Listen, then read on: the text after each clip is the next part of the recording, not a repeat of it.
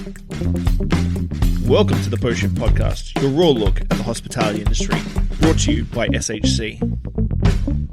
What is happening, Post Shifters? Welcome back to another episode of the Post Shift Podcast. Of course, I'm your host, Shawn Soole. As you may know, if you've listened to the podcast long enough, I try and keep politics out of shit. Every now and then, something truly stupid happens. I think Skip the Dishes a couple of years ago, obviously lockdowns, all this sort of stuff. And I've had a few people ask me about my opinion on these tariffs that just came out. The tariffs that were imposed on Canada, and then also Canada's retaliation on pulling US products. Now, from what I have read, there's a couple on the East Coast. So LCBO, obviously one of the biggest alcohol purchasers in the world, have pulled US products off the shelves. I believe the SAQ has started pulling everything off the shelves. And BC did a very weird thing where they did only red state products, which seems a little flippy floppy because it's really hard to say. Like Kentucky I'm going to use bourbon because bourbon is one of my favorite spirits. Kentucky as a state is a red state, yes. But all the major, like Louisville and all the major cities that contribute to bourbon production are blue states. Believe it or not, blue municipalities or counties, especially downtown Louisville. If you've ever been to Louisville, you'll see it straight away. It doesn't feel like what you would assume in the south of, or not the south, you would assume in a red state. But what's my opinion on this?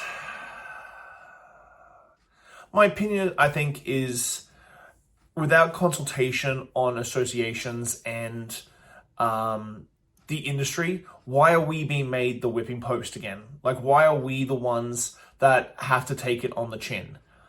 You know, while I understand consumers are massive purchasers from retail, bars and restaurants still need to function. You know, and what is putting the position in is that if you want to keep functioning, especially in a high-end cocktail bar, wine bar, beer bar, whatever, you're going to have to buy an excessive amount of stock to keep your programs and your organization going. So you're going to be investing money that chances are in January and February you don't have to spend, one. Two, there's only a certain amount of understanding a consumer when they go into your bar or restaurant is going to have on whether or not they can have an old fashioned with bourbon. Like, this is how crazy it's going to be.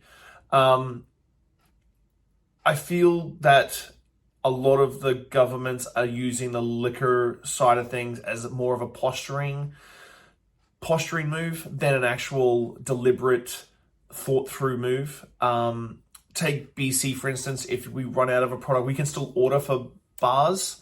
LCBO, they're a completely government-run organization, so when it's off the shelf, it's off the shelf. You can't get it. So Toronto bars are going to be dry of bourbon very, very quickly. We can still order specs and whatnot that are in the warehouse until it runs out.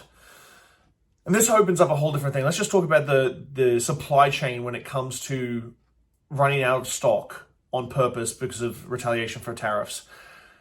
It's not going to be a quick, we're going to flip on the tariffs again, or Justin Trudeau is going to talk to Donald Trump and like sort all this shit out, and then also it's going to be a quick flick and we're going to have all our product back.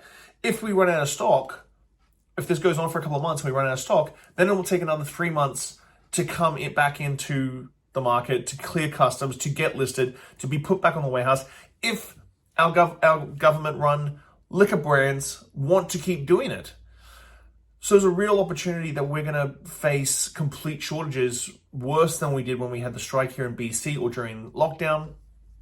And it's all in a time when our industry's already had a really fucking shit 12 to 18 months. Like some people, like bars and restaurants are closing. And now to add this sort of thing to it, I'm just really exhausted on having the hospitality industry as the government scapegoat. We were the scapegoats during the pandemic. We're the scapegoats whenever the unions want to sort of like strike within the government-run entities. We're always the ones that have to deal with the shit, and we're in an industry that shouldn't have to. Like, if we're really going to make an impact and like scare the Americans and Donald Trump into this sort of stuff, turn off the power we supply for 12 hours. I bet if you turned off this power we supply to the US for 12 hours, it would very, very, very quickly change the tone. Turn off the water we supply to the US. Let's see how quickly it changes the tone. Now, I get it. That's a very, very strong retaliation to these tariffs. But why?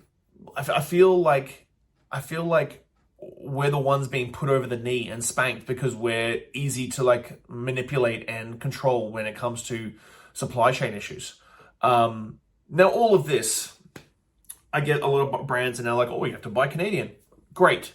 But that should already be in your head. That should already be in your back of your head. And I can walk the talk the talk, and walk the walk.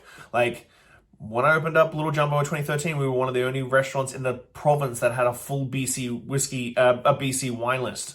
When I did BC Spirits, I was a champion for BC Craft Spirits. Like, I champion buy BC or buy Canadian. It should be something that is in your head. The problem is that a lot of people can't afford it. And just because you want to say buy BC, which is a fantastic thing that we should be doing, sometimes the price is prohibitive. And that's why we get US made stuff and so on and so forth. Buying BC, buying Canadian should always be in the front of the brain. And it's great that consumers are waking up to seeing groceries and drinks and that sort of thing for being Canadian made. 100% agree on that one. I just wish that as an industry, we weren't the ones that were pressured at every time. When it comes to tariffs, like, I think it should have been a market call, not a retaliation. Like, if the 25% tariff that's getting put on US goods coming into Canada, the market can make a decision whether or not they buy American-made products over Canadian-made products. That's what I would have hoped from this, and letting the market decide whether or not they support Canadian or continue buying American. Again, I don't want to get political, and I understand we've got to stand against this fucking idiot that is running the southern country below us. I understand all that. I just sometimes wish there was better ways than just putting the hospitality industry on the front line to take the brunt. But yeah, that's my 2 cents on tariffs. A few people wanted to listen to it. I'm really looking forward to any comments or feedback you want to give when it comes to how you see tariffs. So if you do, drop a comment on social media. But guys, thanks as always. I appreciate you. See you next week. Thanks for listening, Pose Shifters. Well, I hope you enjoyed that episode. I really enjoy sitting down with friends and peers and just chatting about the industry and getting down to the nuts and bolts of what's really going on out there. Make sure you like, subscribe, comment, everything on all the platforms. Just hit it up and I'll do my best to answer any queries or questions you have. I'll see you next week, guys. Bye.